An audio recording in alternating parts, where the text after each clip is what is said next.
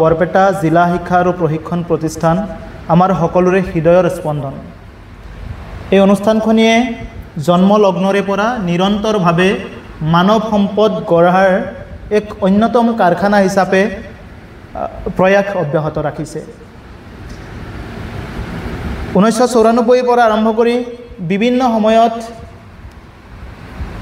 বিভিন্ন পদ্ধতিৰ জৰিয়তে জিলা শিক্ষা আৰু প্ৰশিক্ষণ প্ৰতিষ্ঠানে আমাৰ সমাজখনলৈ বৰঙণি আগবঢ়াই আহিছে।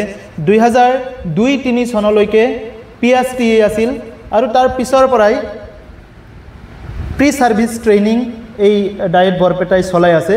তেতিয়াৰে পৰা আৰম্ভ কৰি বৰ্তমানলৈকে যিমান প্ৰশিক্ষাৰ্থী এই ডায়েটখনলৈ আহি ইয়াতে প্ৰশিক্ষণ গ্ৰহণ কৰি গৈছে, তেখেতসকলে অসমৰ বিভিন্ন জিলাত অসমৰ চুকে কোণে শিক্ষক হিচাপে বা অন্যান্য চাকৰিত মকৰল হৈ আছে।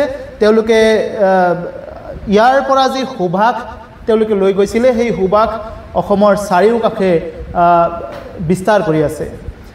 গতিকে আমি সেই গোটেই মানৱ সম্পদখিনি, অসমৰ চুকে কোণে সিঁচৰিত হৈ থকা মানৱ সম্পদখিনি আমি এটা মঞ্চত ইয়াত ঐক্যবদ্ধ কৰিব বিচাৰিছোঁ, একত্ৰিত কৰিব বিচাৰিছোঁ। আৰু এই একত্ৰিত কৰাৰ যি প্ৰয়াস, সেই প্ৰয়াসৰ মূল কাণ্ডাৰী হিচাপে আমাৰ ইয়াত উপস্থিত আছে আমাৰ জিলা শিক্ষা আৰু প্ৰশিক্ষণ প্ৰতিষ্ঠানৰ সন্মানীয় প্ৰাক্তন ভাৰপ্ৰাপ্ত অধ্যক্ষ তথা জ্যেষ্ঠ প্ৰবক্তা ধীৰাজ মোহন বৰালী ছাৰ।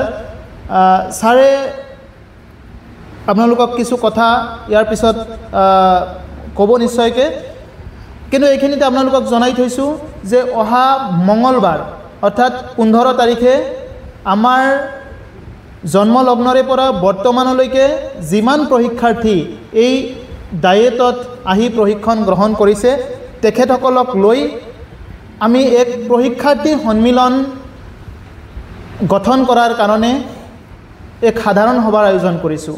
আৰু সেই সাধাৰণ সভাত অহা 15 তাৰিখ মঙলবাৰ ৰাতিপুৱা 11 বজাত সকলো প্ৰশিক্ষাৰ্থীকে ইয়াত এই সাধাৰণ সভাত অংশগ্ৰহণ কৰিবলৈ অনুৰোধ জনাইছোঁ।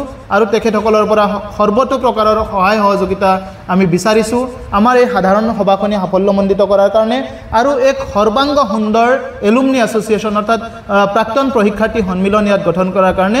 আৰু সেই প্ৰাক্তন প্ৰশিক্ষাৰ্থী সন্মিলন যে গঠন হ'ব, এই চেগতে আপোনালোকক জনাই থৈছোঁ, এয়া অসম চৰকাৰৰ নিৰ্দেশ। আচলতে অসম চৰকাৰে আমাৰ এইখন অনুষ্ঠানলৈ এক নিৰ্দেশনা যোগে এই এলুমনি এছ'চিয়েশ্যন গঠন কৰিবলৈ আহ্বান জনাইছে। আৰু সেই আহ্বানৰ প্ৰতি সঁহাৰি জনাই আমি ইয়াত আপোনালোকৰ আগত সমবেত হৈছোঁহি আজি।